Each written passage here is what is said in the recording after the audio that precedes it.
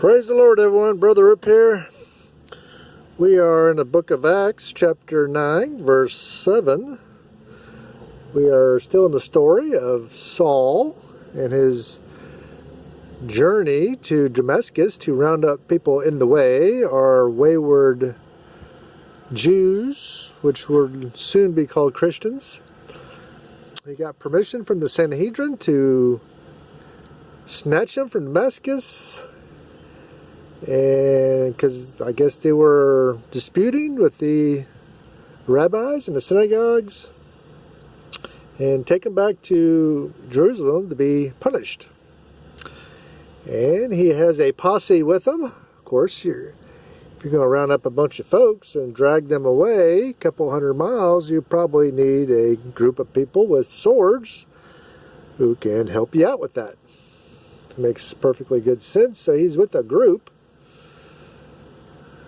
And this miracle happens to all of them. I'll go ahead and read the verse.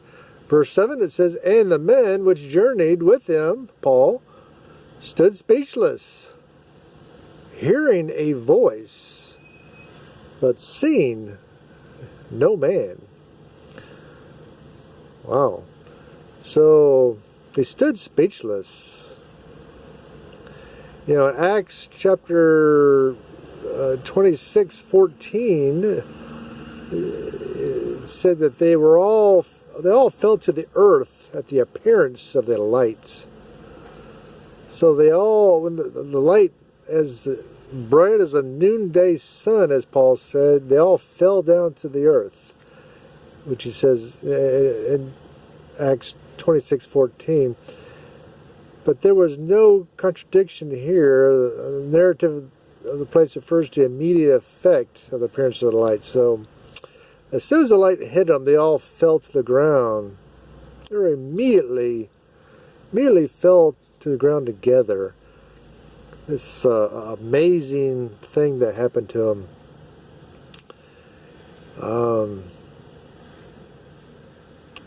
In 26:14, in this place,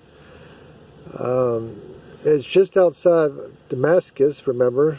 It's not close to the city, but it's near it. And they were all speechless. This amazing light shone down on them from heaven. They're all speechless. I imagine it took them by complete surprise, and they're all shocked by it. They're all astonished, to be unable to speak because they were so amazed at what was going on. That's happened to me before. Something amazed me to no end, and I was speechless. Can't say anything, And they heard a voice. Now, Paul heard the voice. All the people around him that was with him just heard a noise of the voice.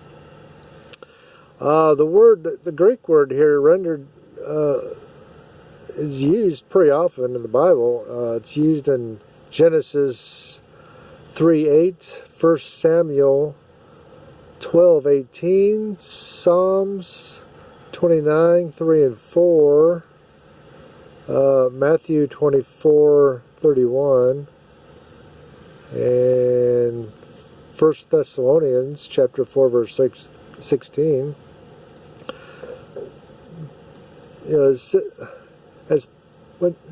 Let's use Paul's own words in Acts 22 verse 9. He says, "They which were with me saw indeed the light, and were afraid. But they heard not the voice of him that spake to me." So they heard not the voice. Paul heard the voice talking to him, understood it was Jesus Christ, and had a conversation with Jesus Christ, but the people around him heard a noise of the voice, but did not understand what Jesus Christ was saying to Saul. Because this vision was for Saul. It wasn't for everybody else around him. This was for Saul. And Jesus Christ was converting Saul for his purposes. And this light was for him, and his vision was for him. And the people around them, when they get ready, Jesus will have an experience for them too. And it's an amazing miracle. Some people say it wasn't a miracle, that his eyes were blinded by the light. You know, it wasn't an actual miracle, but I believe it was a miracle because you know, Paul was blinded by the light, but the people around him were not blinded by the light.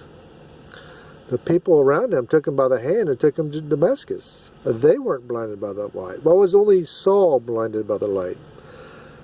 So to say it was just a temporary blindness because of the bright light? No, it was a permanent blindness in Paul, because Jesus Christ was trying to get Paul's attention. You know, nobody else around him was blinded. So this was for Paul. And Paul was hard-headed. He was a very, very smart man, but he was hard-headed. And sometimes you have to go drastic measures to to get something through somebody's thick skull. And that's what Jesus Christ had to do with Saul. God bless you.